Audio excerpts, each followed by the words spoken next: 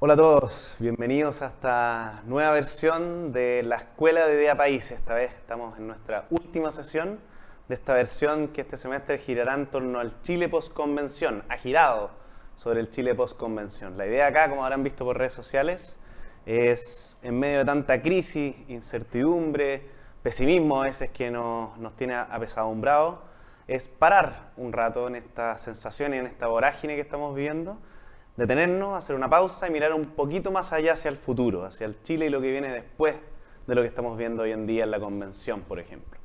Entonces, esta vez en esta sesión discutiremos acerca de reformismo como una alternativa a la refundación y al inmovilismo. Y para eso contamos acá con Matías Petersen. Él es investigador senior de Idea País, es doctor en economía política de King's College también. Así que bienvenido, Matías, muchas gracias por estar acá. No, a ustedes por la invitación. Yo encantado. Buenísimo. Partamos entonces de lleno con lo primero. ¿A qué te refieres por reformismo en concreto cuando hablas de reformismo?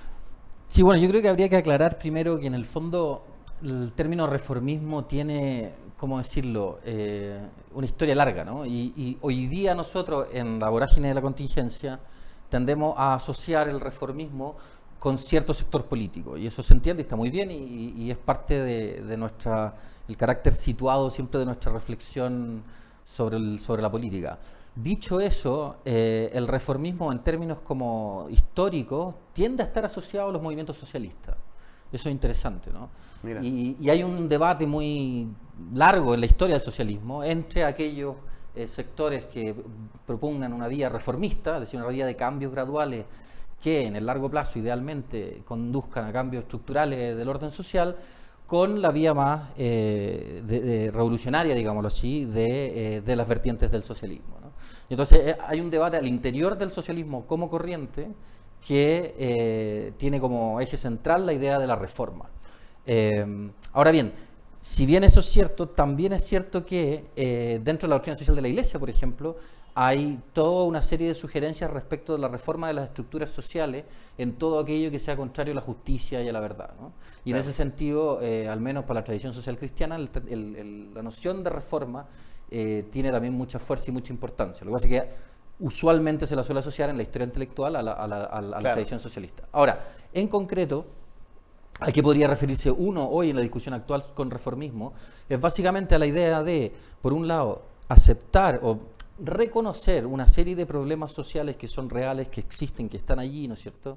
Y que de algún modo nos motivan a la acción política, versus dos actitudes opuestas, digámoslo así, o excesos, ¿no? Claro. Si lo ponemos en términos como del justo medio aristotélico, ¿no? Dos excesos, dos vicios por exceso y por defecto. Por un lado estaría el inmovilismo político, la idea según la cual la mantención del status quo. La mantención del status quo, de las cosas como están, ¿no es cierto? Y eso tiene diversas ramificaciones, distintas justificaciones y podemos conversar más largo sobre eso. Pero por otro lado también el pensamiento refundacional, ¿no es cierto? La idea de que podemos fundar Chile de nuevo, ¿no es cierto? Y reescribir nuestra historia casi desde cero, ¿no? Y entonces en ese sentido yo creo que la idea de reformismo, bien entendida, apunta justamente a reconocer aquellos aspectos del orden social que requieren un cambio profundo versus aquellos elementos del orden social que francamente o puede que no sean reformables en cierto sentido, claro, o puede que las reformas que se hagan deban de contar con ciertas consideraciones empíricas, fácticas, si tú quieres, de cómo opera el mundo social, ¿no? Claro, antes de entrar en cada una de estas alternativas, que es importante ir delimitándolas y profundizando, toda esta reflexión acerca de cambio social y qué vía utilizar es muy atingente a los tiempos. Estamos en tiempos de cambio, o sea, más allá de que haya quien quiera conservar el orden social como lo conocemos en Chile y quien no, y qué tipo de cambio queremos, son tiempos de cambio. Eso es algo bastante evidente. Entonces, por eso es tan importante reflexionar sobre esto. Y teniendo a la vista esta realidad que estamos viendo de proceso constituyente, a 2 años ya de un estallido social, más allá de cómo uno lo pueda interpretar, muchas veces en Chile se ha hablado de reformismo, pero queda la sensación de que para detener los cambios, o como una excusa para evitar la revolución. ¿Qué opinas tú de eso? No parece ser el concepto de reformismo que transmites tú. No, claro, y eso es curioso, porque fíjate tú que en la discusión histórica, política, sobre sobre la idea de reformismo, esa tesis, la tesis según la cual hay reformas que son necesarias para evitar tensiones sociales mayores de las que uno está enfrentando actualmente, es usualmente achacada, digámoslo así, a la centro-derecha, ¿no? Las centro-derechas en el mundo suelen clasificarse dentro de ese tipo de reformismo, mientras que las centro-izquierdas en el mundo tienden a ser clasificadas dentro del reformismo del que te hablaba yo un poco, de la tradición socialista. Ahora, eso son categorías y yo entiendo que la gente tenga que encasillar, ¿no es cierto?, a alguien en algún compartimento estanco, y se entiende, si no es mayor problema. Dicho eso, a mí me parece que la idea según la cual las reformas son necesarias para evitar mayores problemas sociales es un argumento complejo, al menos por varias razones. Mira, primero, porque parece indicar, ¿no es cierto?, que la razón por la cual tú estás movido a una determinada reforma de las estructuras sociales es meramente instrumental, ¿no es cierto? En el fondo, es lo que algunos actores de izquierda le critican a la derecha, a veces con mucha injusticia, creo yo, pero le critican de que la derecha simplemente se trataría el proyecto político de la derecha de la mantención de ciertos privilegios, ¿no? Y si esos privilegios implican realizar ciertas reformas que me permitan mantener esos privilegios, entonces, claro, eso sería pero eso es complejo, ¿no? Porque en el fondo la reforma hecha para evitar tensiones sociales mayores tiene un carácter aparentemente instrumental, ¿no? Claro. En cambio, a mi modo de entender, y como yo leo la tradición social cristiana ampliamente entendida, ¿no es cierto?, a mí me da la impresión que la noción de reformismo tiene que ver con cuestiones de justicia que hay de fondo, ¿sí?, con cambios que se requieren de algún modo en justicia para la paz y el orden social. No es que sea algo meramente instrumental que permita que ciertos grupos sociales puedan mantener sus privilegios, ¿no? Claro, como para mantener la paz, para dar un bálsamo social que tenga a la gente tranquila. Efectivamente.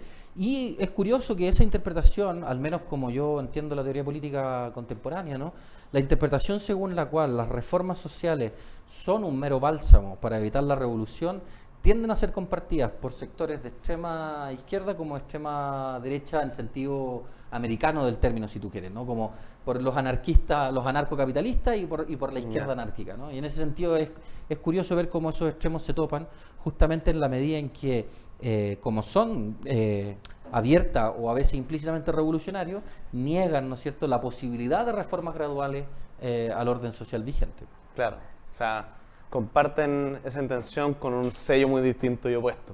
Efectivamente. Y entonces, profundicemos lo que habíamos adelantado anteriormente. ¿Qué podemos entender por, primero, inmovilismo en este sentido? Bueno, inmovilismo en sentido muy lato, amplio, ¿cierto? Puede ser esta actitud que hablábamos anteriormente de defensa del status quo, ¿no?, de la situación tal y cual está hoy. Claro. ¿Qué opinión te merece entonces algo como eso? Eso es complejo por varias razones, ¿no? O sea, en el caso chileno concreto, evidentemente que no solo a la luz de lo que ocurrió en octubre del 2019, sino en términos generales de lo que ha venido ocurriendo en Chile, yo creo que por lo menos desde el año 2010 en adelante, e incluso uno podría datarlo un poco más atrás, hay una serie de problemas sociales que son evidentes. Ahora, aquí hay que hacer una distinción importante, creo yo, que es la siguiente, que es que el inmovilismo o el reformismo o la refundación siempre se juzga a la luz de un cierto ideal de sociedad, de hombre y de sociedad, de persona y de sociedad. Y entonces, por ejemplo, Gonzalo Vial-Correa, en el libro que editó Idea País hace no mucho, ¿no es cierto?, detalla, explica y denuncia de algún modo lo problemático que es para la paz social chilena la fragmentación del tejido social y de la familia tradicional chilena, pero sobre todo de la familia de los sectores más populares, ¿no? Lo precaria que es la situación de muchas familias en los sectores populares. Y en ese sentido, Vial es un reformista, o sea, quiere recomponer eso de algún modo, y uno podrá estar de acuerdo o en desacuerdo con las vías concretas de acción que él sugiere, ¿no? Pero lo que le parece es que hay algo ahí que no puede seguir siendo así. Claro. El inmovilismo yo lo definiría justamente por contraposición a eso, ¿no? Que las cosas son como son, no hay nada mucho que podamos hacer y aquellos cambios que podamos introducir, la verdad es que no van a cambiar demasiado el panorama, ¿no? Y dicho así, habría que distinguir entre tipos de inmovilismo, pero eso, en fin, nos llevaría a un debate mucho más fino, sofisticado, sí. Y entonces, como alternativa opuesta, estamos presentando otro extremo que es la refundación. Algo de eso hemos adelantado en otras sesiones, pero si también podemos agarrarlo desde esa perspectiva, que tiene que ver con qué lugar le damos a la cultura en este asunto. Conversamos con Josefina Arauz del Instituto de Estudio de la Sociedad.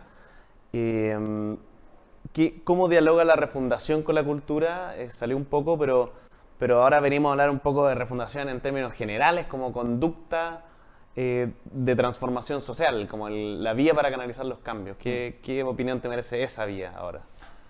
Sí, la vía refundacional es compleja en la medida en que a veces es fácil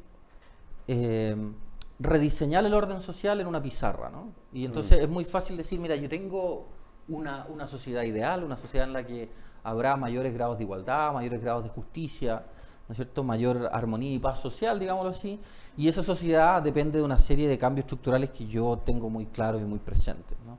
Y eso, en fin, puede ser verdad en algunos casos, pero mi impresión es que el espíritu refundacional que vemos en algunos sectores políticos de hoy, en el Chile de hoy, tienden al pensamiento utópico, que a veces es poco aterrizado y concreto en la práctica, ¿no?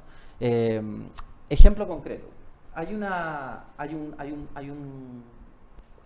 proyecto más o menos dibujado con cierta claridad en el Frente Amplio respecto de introducir en el debate político chileno la idea de un Estado emprendedor, ¿no es cierto? La idea de un Estado que es capaz de emprender igual o a veces incluso mejor que el sector privado. Ya. Esa idea tiene ciertos fundamentos teóricos, tiene autores, Mariana Mazzucato, etcétera, etcétera, ¿ya? Ahora, independiente de la opinión que uno le merezca, la investigación empírica en la que esa idea se basa, sí tiene un determinado problema, porque es que en el fondo un libro escrito por una italiana en determinados sectores de las partes ricas de Europa parece ser que sirve de luz a un programa político en una sociedad muy distinta, como es la chilena, con un estadio de desarrollo muy distinto y con recursos muy distintos, ¿no? Claro. Con capacidad financiera muy distinta. Entonces, a veces el pensamiento utópico olvida, ignora la cosa más doméstica y concreta, hiper cotidiana, ¿no es cierto?, de cuántas lucas tenemos, cuánta viabilidad tiene este proyecto político, y en ese sentido me parece que es peligroso, ¿no? Eso no quiere decir que no haya que tener, como decía el filósofo anglosajón John Rawls, utopías realistas, ¿no? Ideales políticos concretos, eso es evidente. Si no caemos en el especie de conservadurismo defensor del status quo que tanto se asocia al inmovilismo, ¿no?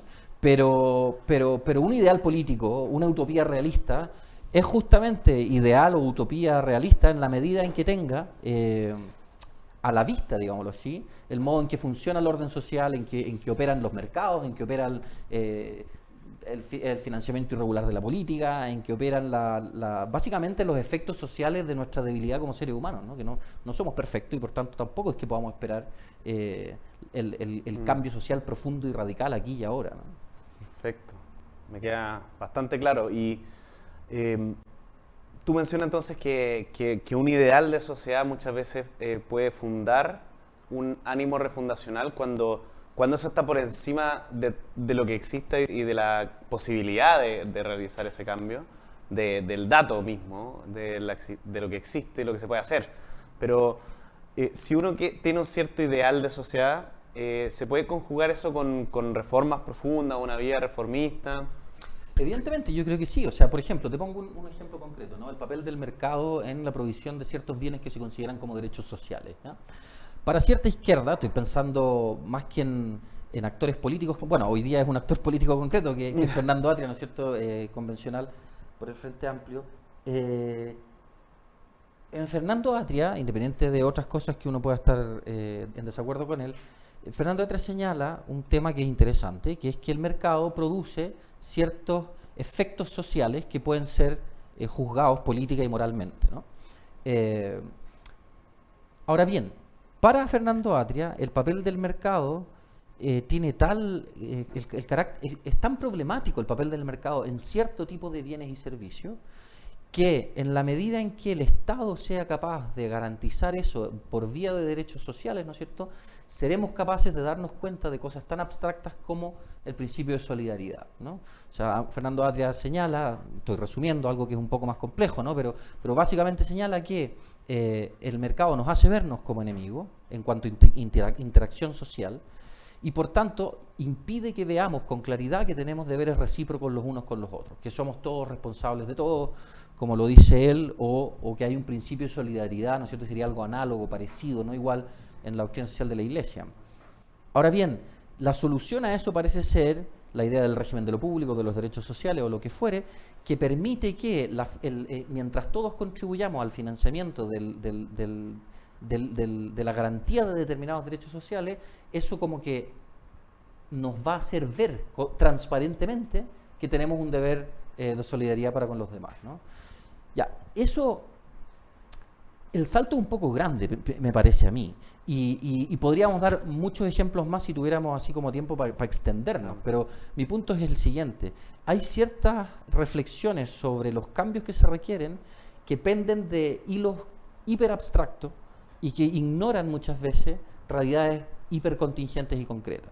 Y entonces, ejemplo concreto, ahora desde el punto de vista de qué elementos habría que tener a la vista, la idea que circula en muchos sectores de transformar, eliminar el sistema de capitalización individual o el sistema mixto, tripartito que tenemos de capitalización individual, pensión básica solidaria y ahorro voluntario por un sistema de reparto, ¿ya? Esto en materia de pensiones, ¿no? Claro.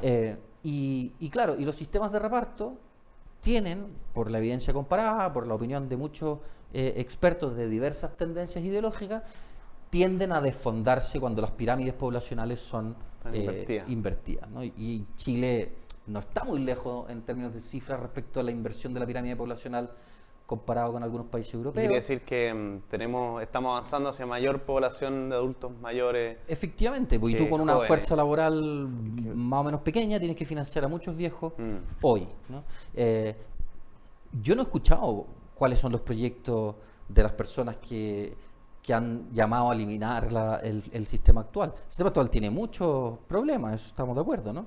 En Idea País mismo publicamos, ¿no es cierto?, y fuimos a presentar, de hecho, en su momento a la entonces ministra Saldívar, un proyecto de reforma del sistema de pensiones en clave cooperativista, si tú quieres, o mutualista, ¿no? Claro. Pero yo no he escuchado en aquellos que piensan refundar el sistema de pensiones, ¿qué alternativa concreta? Es muy bueno el ejemplo que das de las pensiones y muy contingente para quienes nos estén viendo para explicar todo esto. Entonces quiero tenerme cortito en él.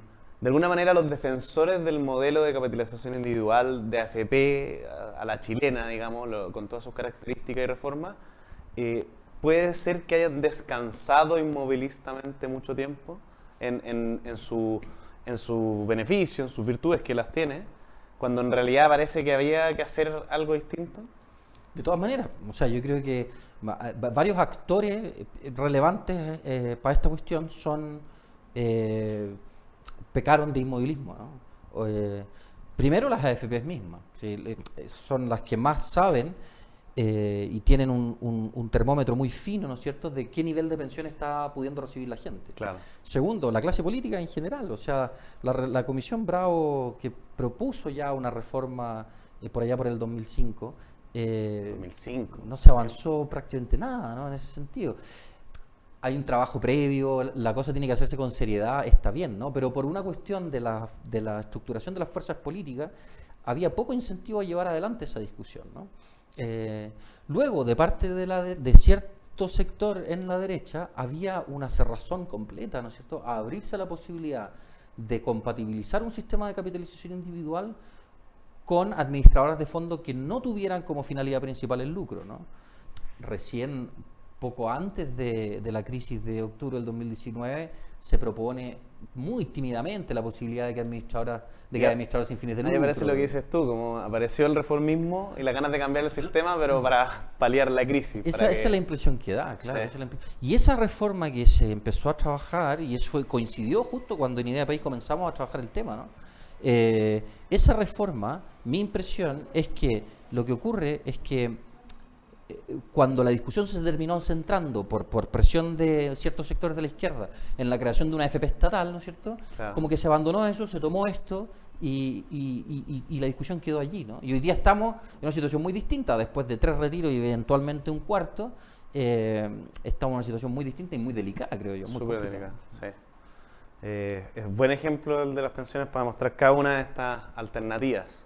Entonces, retrocediendo un poco, podemos decir, y ya nos vamos convenciendo de tu argumentación, la vía reformista es la vía para hacer los cambios. Pero eso quiere decir un reformismo decidido, profundo, de cambios profundos en la sociedad cuando se requieran.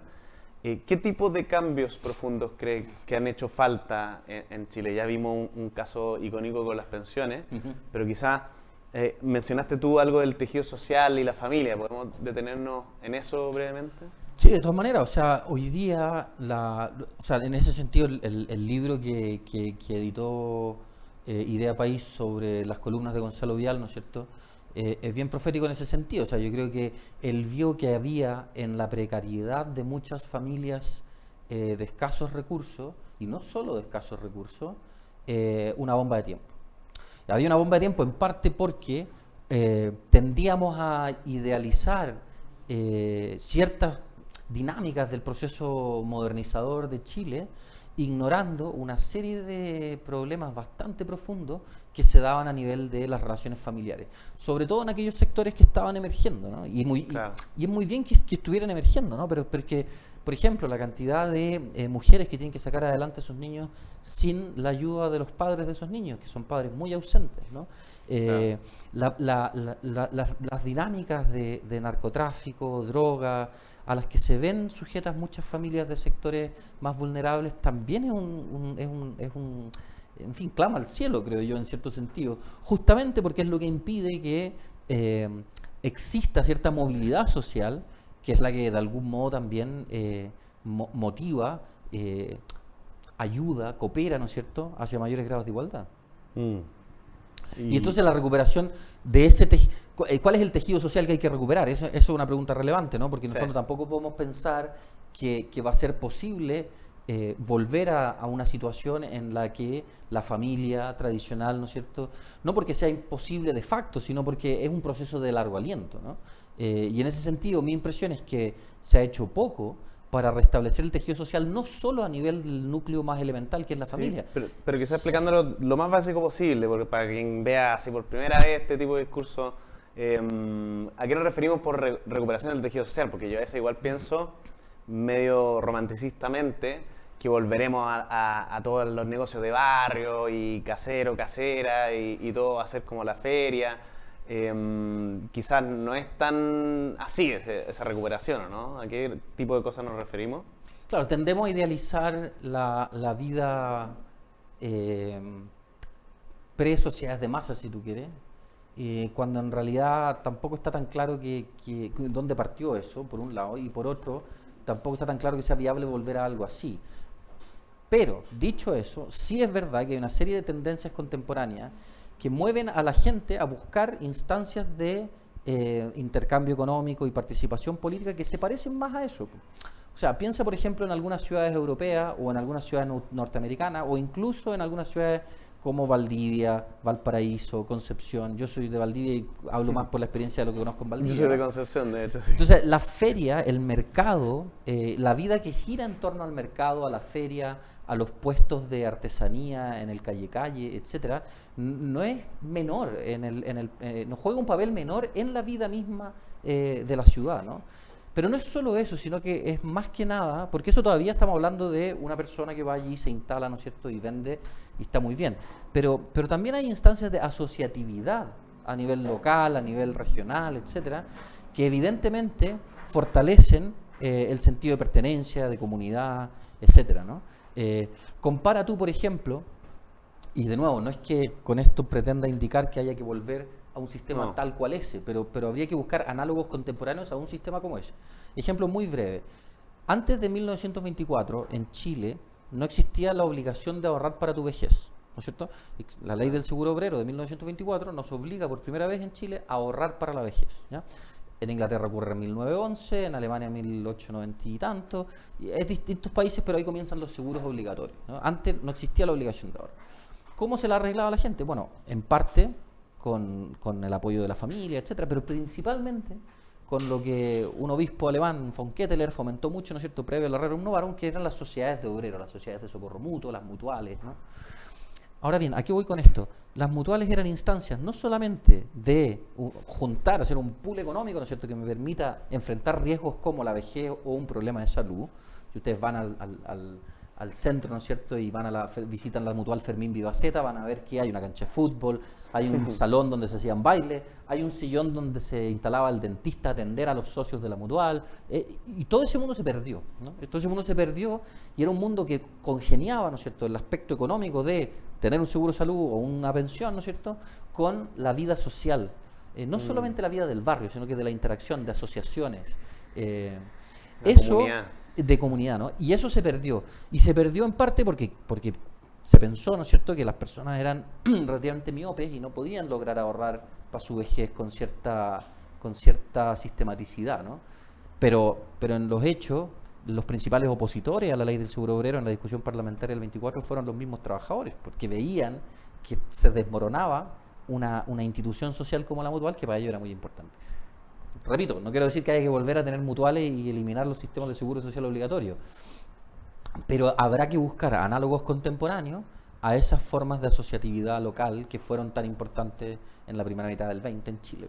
Claro, qué potente, un buen ejemplo de un camino de cambios profundos que requiere nuestra sociedad y que por lo tanto es un diagnóstico que no es de status quo, o sea, aparte de la base de que quizás estos 30 años que también se usan harto en la retórica desde el 18 de octubre, también tuvieron cosas malas para un mundo y una perspectiva social cristiana, de hecho, como esa. Y también hay otra idea que podríamos profundizar en torno a la propiedad, que si es que es posible, porque entiendo que alguna vez algo he escrito al respecto acerca de que la propiedad como fundante de un mercado basado en la propiedad privada, las empresas como el órgano principal del mercado, no necesariamente tiene que ser entendida bajo el concepto que se ha entendido, que quizás a veces tiende al inmovilismo en algunas cosas. ¿Qué tipo de reformismo podríamos introducir ahí? ¿O qué ideas hace falta introducir en la lógica de la propiedad? Sí, yo creo que ahí a mí lo que me ha interesado mucho desde hace un buen tiempo ya es la reflexión de particularmente dos cristianos ingleses que son Chesterton y Belloc, ¿no? Que me interesan por diversas razones, pero que eran reformistas a la luz de los principios. ¿Te interesan por diversas razones también por las novelas? También por las novelas y también por su afición a ciertos placeres sensatos y dignos como el tabaco y el alcohol. No, pero en serio, o sea, en el fondo el reformismo impulsado por Chesterton y sobre todo por Belloc apunta a un punto muy interesante, que es el siguiente, ¿no? Y que comparte con otras tradiciones de pensamiento por lo demás, lo cual es como un terreno fértil, creo yo, de diálogo político con otras corrientes políticas actuales. Y la reflexión de fondo es la siguiente. Hemos tendido a ver en los procesos de desarrollo capitalista o de sociedades articuladas en torno al mercado que se genera una serie de tensiones sociales por un lado y por otro lado una serie de desigualdades o inequidades en la distribución de la riqueza, lo cual es cierto, ¿no? Yo creo que nadie niega que hay una cierta asociación entre esas dos cosas. ¿Cómo se explica? ¿Cuál es el mecanismo? Eso dejémoselo a los académicos, ¿ya? Ahora bien, la solución, casi por autonomacia, ¿no es cierto?, en la socialdemocracia europea, en la izquierda latinoamericana, etcétera, ha sido la redistribución. Un Estado más fuerte que garantice ciertos derechos sociales, ¿no es cierto?, y que recaude más y mejor mediante una carga, una hipoteca más fuerte a aquellos que ganan más, ¿ya? Eso puede ser legítimo, podemos discutirlo en su propio mérito, pero me interesa resaltar el cambio de perspectiva que ofrece alguien como Hilary Belloc. Y él dice, mira, aquí lo importante es la predistribución, es decir, la distribución originaria del derecho a la propiedad. Belloc dice, la propiedad en la tradición social cristiana tiene una función social, ¿no es cierto? Claro. O sea, la propiedad no es un derecho absoluto, pero esa función social la puede cumplir de la mejor manera en la medida en que cada cual tenga al menos acceso a la propiedad, ¿ya? Y en ese sentido, lo que él dice es que básicamente la precariedad de muchas familias chilenas, o de muchas familias en general, en sociedades articuladas en torno al mercado. Pero igual te iba a preguntar eso, ¿cómo lo llevamos a Chile? Y en el caso chileno, o sea, en el fondo, piensa tú, el acceso a una vivienda propia tiene una serie de ventajas importantes en materia de acceso al financiamiento para emprender, en materia de un montón de cuestiones que tienen que ver con la movilidad social. Segundo, la propiedad genera un cierto sentido de pertenencia. Si es que yo estoy sujeto a los vaivenes del mercado inmobiliario en materia de arriendo, o incluso no tengo ni para eso y estoy en un campamento y de repente la autoridad política decreta que me tengo que ir a tal barrio o a tal otro barrio donde no tengo mis redes de contacto, donde no confío con quién dejar a mis niños. No he hecho raíces. No he hecho raíces y probablemente en el lugar al que me muevan, los casos de la eliminación de campamentos en los 90 en Chile es brutal. O sea, como gente que tenía ciertas raíces en campamentos que estaban a veces en el sector oriente, a veces en el sector norte, ¿no es cierto?, son llevados a ciertos lugares que hoy día son barrios profundamente vulnerables, donde ha penetrado el narcotráfico, donde ha penetrado la delincuencia de manera muy profunda, ¿no? Y entonces ahí yo creo que el acceso a la propiedad, no solo en términos de vivienda, sino que en términos generales, al capital financiero, a la posibilidad de emprender, es fundamental. Y nosotros tendemos a pensar en la redistribución de la riqueza como el método para solucionar las desigualdades sociales, pero a mí me parece que antes de eso hay muchas otras Tiene preocupación previa mucho más importante. Efectivamente. Y obviamente que tampoco ayuda que hay una contradicción muy interesante, creo yo, en lo que está pasando hoy día en torno al cuarto retiro, por ejemplo. El cuarto retiro, ¿a qué se debe? A razones electorales, por cierto, pero también se debe a una cierta idea de eliminar, desfondar el sistema de las AFP a medida de retiro, ¿no? Y eso lo ha dicho gente en distintos sectores. Lo han transparentado. Sí. Entonces yo no estoy poniéndole intenciones a nadie, ¿no? Ahora, ese mecanismo es con fines políticos, como dije, pero también con fines ideológicos de cambiar de sistema, llegar a un sistema de reparto, porque se juzga que con ese sistema las pensiones pueden ser mejores. Ya. Suponte que la pensión sube 100.000 pesos para cada persona, producto de que el sistema es de reparto. Bueno, hoy día una persona que quiera acceder a una vivienda de cerca de entre 3.000 y 5.000 UF, el aumento de las tasas, que es en parte producto de los retiros, hace que el dividendo le sea por lo menos 100.000 pesos más caro. Y entonces lo que tú logras mediante el desfonde del sistema, lo eliminaste por completo por varios años, con el impacto que tienen las tasas y por ende en los créditos hipotecarios y en el sueño de la casa propia de muchos chilenos. Entonces yo digo, ahí hay una contradicción bien potente, ¿no? Claro, y creo que es una demostración de que la refundación o los ánimos refundacionales como este, de reemplazar todo el sistema por completo por uno de reparto, tienen costos importantes que son personas y que de hecho pueden tener muy buenas intenciones, no podemos dudar de eso por completo, pero la buena intención por sí sola no basta y acá pueden pasar a hallar, de hecho, a quienes más lo necesitan, a los más vulnerables. Efectivamente, y esto es válido para cualquier proyecto político que tenga el carácter refundacional, porque el proyecto refundacional puede venir de la idea de instalar, ¿no es cierto?, un Estado garante de derechos sociales, etcétera, pero también puede venir de la idea de vamos a reducir el aparato estatal a su mínima expresión porque resulta que es ineficiente de suyo, ¿no es cierto? Yo creo que cualquier sector político, cualquier proyecto político serio tiene que tomarse en serio, valga la redundancia, la posibilidad de que aquellas reformas que yo quiero impulsar puedan tener efectos no deseados sobre justamente aquellos a los que quiero ayudar, ¿no? Sí. Y el ejemplo del cuarto retiro y las tasas de interés me parece evidente. Es brutal. Les recuerdo que pueden hacer preguntas hacia nuestro equipo y el señor director del equipo productor me hará llegar acá por interno cada una de sus preguntas. Así que ya tenemos algunas que han ido llegando. Vamos a pasar ahora al módulo de preguntas del público. Perfecto. Primero tenemos a Luis, que pregunta lo siguiente. Para ti, Matías, ¿crees que estamos en un proceso revolucionario? Contexto. En el siglo XX chileno, el reformismo se entendió en relación a la revolución. El Frente Popular, por ejemplo, la Falange Nacional, sectores del Partido Socialista y Comunista y parte del Partido Conservador y Liberal se sentían reformistas en relación a la revolución que perseguían los grupos marxistas. Hoy, en otro escenario, ¿crees que el ánimo revolucionario se identifica con el ánimo refundacional? Es buena la pregunta y yo tiendo a pensar que en algunos sectores sí. Yo tiendo a pensar que en algunos sectores el ánimo refundacional tiene elementos propios del pensamiento revolucionario, ¿no? Puede que en la práctica no sean revolucionarios que no propugnen la vía armada o qué sé yo, pero sí hay, por ejemplo, en cierta tibieza al condenar hechos de violencia evidente o en cierto modo de favorecer proyectos de ley que invisibilizan la violencia más radical y no la distinguen, ¿no es cierto?, de la manifestación pacífica. A mí me parece que ahí hay un problema bien profundo. Dicho eso, creo yo que no tiene por qué darse...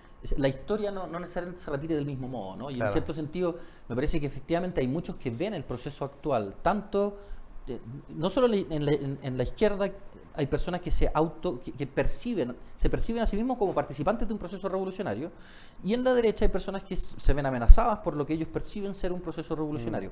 Algo de eso hay, creo yo. O sea, yo creo que sería como ingenuo negarlo. Pero la habilidad política contemporánea estará, creo yo, en encauzar esos espíritus, tanto como más revolucionarios activos como temerosos, ¿no es cierto?, en encauzarlo en los problemas que son de verdad de preocupación de las personas y que son de justicia, ¿no? Claro. Muchas veces las banderas revolucionarias terminan favoreciendo causas que no tienen absolutamente nada que ver con las demandas de justicia reales. Los carteles que más vimos a partir del 18 de octubre, ¿qué tenían que ver con qué? Con pensiones, con salud, con educación. El tema constituyente empezó a aparecer un poco después, los temas más identitarios empezaron a aparecer después, y en fin, yo creo que ahí hay una responsabilidad grande de parte importante de los sectores moderados de la política, de lograr solucionar una cantidad de problemas que la gente viene reclamando hace mucho tiempo y que son... el proceso constituyente puede ayudar, evidentemente, pero el proceso constituyente en cuanto tal no va a arreglar nuestras pensiones, no va a mejorar nuestra educación, no va a mejorar la precariedad de nuestro sistema público de salud, no basta. Sí, qué increíble. De hecho, he visto algunas encuestas bastante serias en que siempre son esas causas, las urgencias sociales en general, podríamos decir, las que encabezan las preocupaciones de la gente. Y a veces vemos a nuestra clase política o ese mundo del debate público muy enfrascado en las que están muy por debajo de esas preferencias. Así que ahí hay algo que replantear, parece. Acá tenemos otra pregunta de Daniel, mucho más cortita y al callo, parece. ¿Cómo hacer ver que el reformismo no es ceder ante el diagnóstico de la izquierda? También es buena la pregunta, porque es cierto que hay una acusación, ¿no es cierto?, de algunos sectores de la derecha hacia la derecha más dialogante reformista de comprarse las tesis de la izquierda, ¿no? Ahora, yo pienso que esa crítica tiene en algunos puntos tiene un punto, esa crítica tiene un punto. Yo creo que hay sectores que han sido tímidos o que en defender ciertos principios. Dicho eso, yo creo que hay varios ejemplos de esfuerzos interesantes, a mi juicio, de tratar de no comprarse la tesis de la izquierda, pero al menos conversarle, al menos ofrecerle un argumento, ¿no?, a aquellos que están dispuestos a escuchar argumentos. Ya el viejo Platón decía que se puede dialogar solo con aquellos que quieren dialogar, hay gente que no quiere dialogar, ¿no? Pero mi impresión es que el reformismo sano, digámoslo así, o un reformismo sensato, no tiene por qué comprarse tesis muy radicales que son bastante generalizadas en la izquierda. Ejemplo, no tiene por qué comprarse la tesis según la cual los 30 años son puro que lamentar, digámoslo así, ¿no? O sea, uno puede perfectamente, y esto no es ser ni amarillo ni nada, es la realidad, es así. Uno puede reconocer la disminución radical de la pobreza en los últimos años en Chile y puede al mismo tiempo reconocer que hay una serie de dinámicas en materia de segregación urbana, de pensiones, que requieren cambio y reforma, ¿no? Y entonces, en ese sentido, yo creo que, otro ejemplo concreto, hay una serie de movimientos de carácter más identitario que tienen que ver con temas como las cuestiones de género, todo lo que se atribuye respecto de estructuras patriarcales que operan así como por iniciativa propia en el orden social. Esas tesis no tienen, de partida, son muy propias en ciertos sectores de la izquierda, pero no tienen nada que ver con la política contingente y tienen que ver con algunos proyectos de ley que andan dando vuelta, pero no tienen que ver con las necesidades reales de la gente. Entonces, de nuevo, mi impresión es que tomar los aspectos que muchos ciudadanos siempre han dicho que son los más importantes para ellos, pensión, salud, educación, me parece que es algo que incluso parte importante de la izquierda tampoco está tomando en cuenta, ¿no? Y entonces en ese sentido no veo en un reformismo que apunte a solucionar cuestiones de justicia que me parecen evidentes, un comprarse una tesis que tenga que ver con la izquierda más radical, ¿no? Sí, de hecho estaba pensando que más allá de izquierda y derecha, la legislación, igual se entiende en tiempos de crisis económica y social con la que estamos viendo, de los retiros de pensiones, fue pero de un ritmo express increíble, cuando las grandes reformas al sistema de pensiones no han avanzado casi nada. Y eso, mucho más allá de izquierda y derecha, habla muy mal de nuestra clase política, de dónde están las prioridades y demostrar que hay cosas que se pueden sacar adelante al respecto, pero parece que no las más importantes y las más profundas.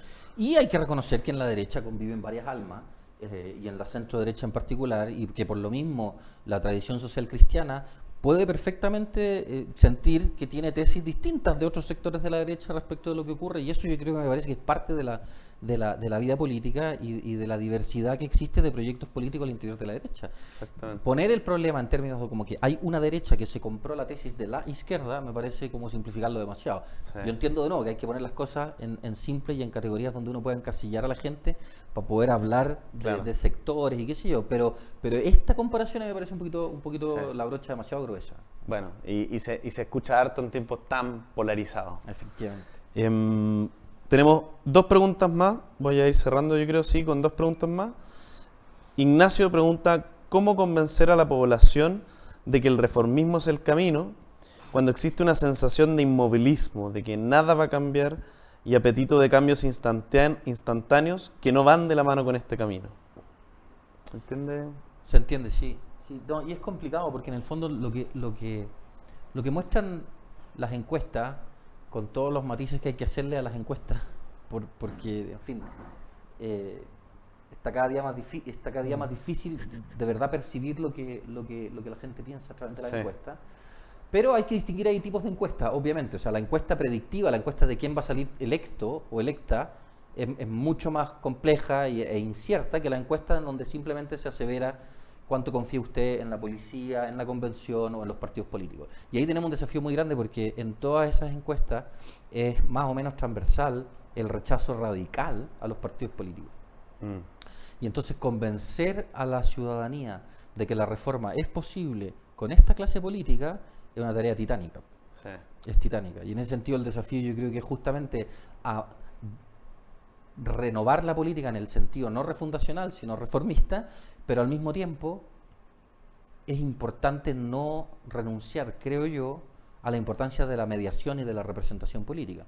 Porque la tentación que puede surgir, ¿no es cierto?, que es atendible, aunque me parece muy peligrosa, es la de olvidar la mediación y la representación política. Me refiero a todos aquellos llamados a mayor participación ciudadana, a democracia directa, ¿no es cierto?, sí, a diseño incluso de políticas públicas de parte de los ciudadanos, a participación de la ciudadanía en decisiones del Banco Central. Sí. Me parece muy bien que la ciudadanía participe de muchos modos y de todos los posibles, pero las dinámicas propias de los partidos políticos son dinámicas propias de la lucha por el poder, de nuestra debilidad como personas humanas, de nuestra mezquindad a veces, y eso no va a cambiar mucho en las dinámicas no políticas. Caso emblemático, la lista del pueblo eran los inmaculados respecto a la política y hoy día es una fragmentación total y hay problemas bastante serios, pero en fin, no queremos apuntar con el dedo a nadie, pero simplemente decir que es iluso pensar que los problemas de la clase política son exclusivamente de la clase política. Claro. ¿Hay problemas? Sí. El voto voluntario cambió la configuración de las fuerzas políticas, polarizó la Cámara, eso está bien, hay reformas políticas que hay que hacer, pero los problemas de la clase política son los problemas de la persona humana que es débil, que puede hacer el bien pero que es débil, y ahí eso tenemos que tener ojo de no pretender que hay mecanismos paralelos que no están sujetos a estas dinámicas. Sí, exacto, que hay seres humanos inmaculados y que nos vienen a salvar de todo esto. Hay otra pregunta acá de Nicolás. Dice así: ¿hacia dónde cree que va a girar Chile en los próximos años? ¿Más tendiente al reformismo o al inmovilismo? ¿Y hacia dónde cree que se inclina la sociedad, el chileno promedio? Muchas gracias de antemano, dice Nicolás. Sí, es difícil decir qué puede pasar para adelante, sobre todo está todo muy incierto, ¿no? Muy incierto. A mí me gustaría decir que va todo hacia un sano reformismo, hacia un cambio en estructuras ¿cómo se llama? En estructuras sociales que son en muchos sentidos injustas. Podríamos dar ejemplos varios, algunos ya hemos dado, otros tienen que ver con, por ejemplo, el modo en que tributan las familias, el modo en que se accede a la vivienda, en fin, podríamos dar 1000 ejemplos, pero mi impresión es que primero está muy incierto y por lo tanto todo lo que diga hay que tomárselo con 40 pizcas de sal, no con una. Pero sí creo que el ciudadano promedio quiere cambios graduales, que es más bien de centro, es más bien moderado, y lamentablemente parte importante de esa ciudadanía no está yendo a votar, ¿no? Y entonces yo creo que hay una cierta escisión entre los intereses, las inquietudes, los anhelos del chileno promedio versus los inquietudes, los anhelos de la élite política, de la élite cultural, etcétera. Entonces, en ese sentido, a mí me gustaría afirmar que la cosa va hacia la moderación y hacia cambios que son importantes, pero que mantienen no el status quo, pero sí la posibilidad de prosperar como nación, de mantener cierta paz y unidad, etcétera. Pero todo puede pasar, ¿no? Todo puede pasar, sobre todo en una elección que, como vemos, atendió a la polarización, y eso evidentemente el ciclo político que se nos viene puede ser largo, ¿no? Puede ser largo. Claro. Y difícil.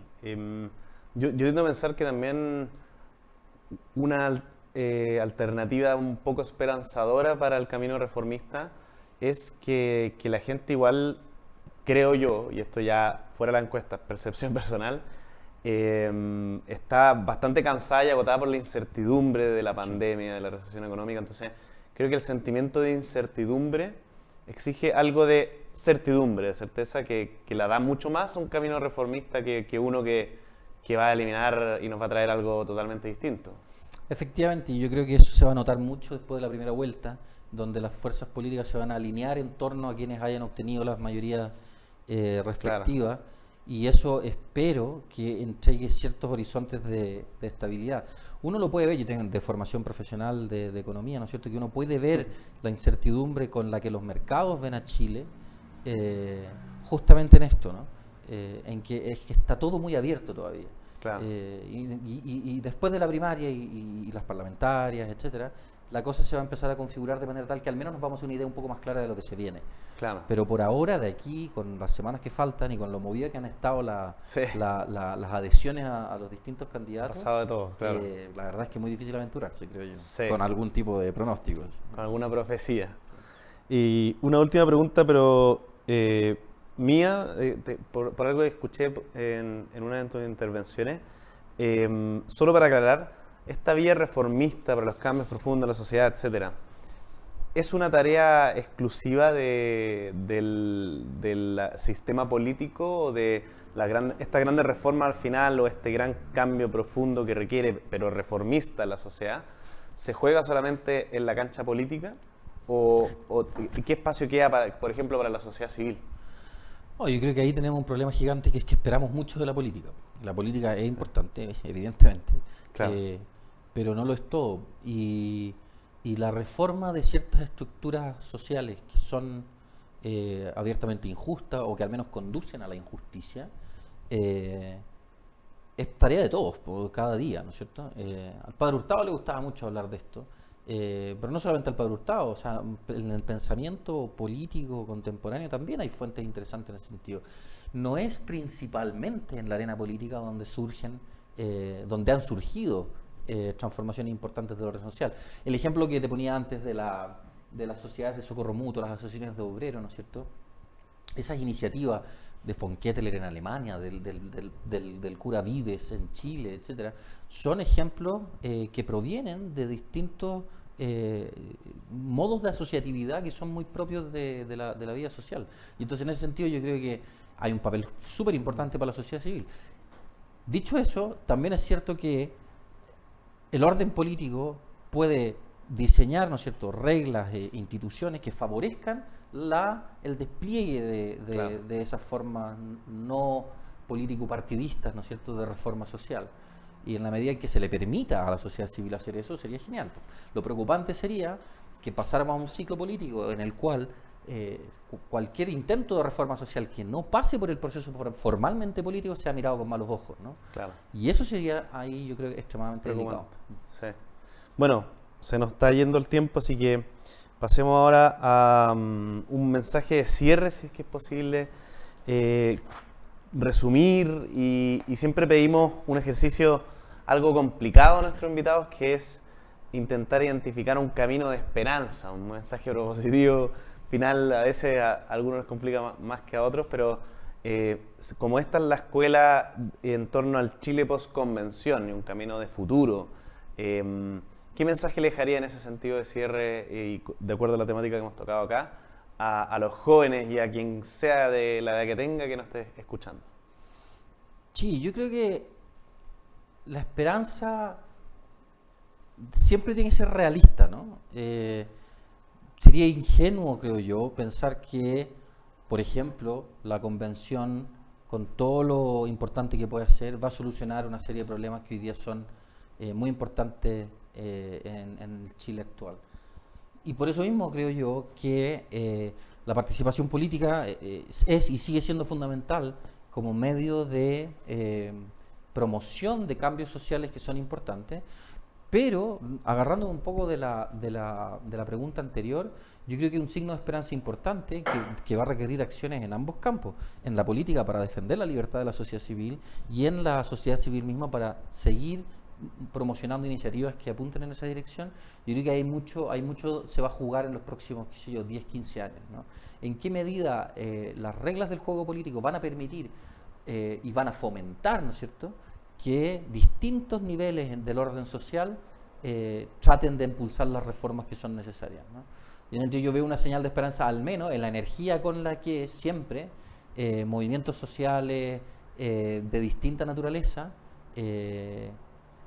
tienden hacia esa promoción de reformas en materia económica. Piensa tú un montón de iniciativas interesantes respecto de las empresas B o cosas por esa naturaleza. En materia política, lo mismo, ¿no? Entonces, muy en simple, no quiero dejar un mensaje como de esperanza que sea ingenuo, porque pienso que hay que ser realista y que lo que se viene en adelante es intenso, pero al mismo tiempo pienso que lo que da más esperanza es ver que hay una cantidad de gente importante preocupada del futuro de Chile y que requiere obviamente cierta orientación, cierto camino, cierta guía, y me parece que eso, al menos en la tradición social cristiana, hay material abundante para pensar en los desafíos que se vienen y tomar inspiración de ahí mismo, ¿no? Y eso al menos, lo que se puede llegar a hacer, lo veo con mucha esperanza. Buenísimo, buena respuesta, Matías. Muchas gracias. Vamos, antes de despedirnos de Matías y de ustedes, a pedirles que ojalá prendan las cámaras para nosotros poder hacer el sorteo y saber quién está presente. Vamos a sortear un libro, no sé si tú sabías, que ofrecemos a quien esté en este minuto en el streaming. Así que yo voy a sacar acá un nombre al azar y les preguntaré, señor director, si está presente Nicolás Quiñones. ¿Está presente? Entonces tenemos un sorteado ya beneficiado con un libro, Constitución Solidaria, que le haremos llegar a la brevedad posible. Te agradecemos muchísimo, Matías, por haber venido acá, y a todos ustedes también por estar con nosotros reflexionando sobre estos temas. Ya nos pondremos en contacto nuevamente con alguna actividad de Idea País, así que le damos muchas gracias y que estén muy bien. Adiós. Chao, chao.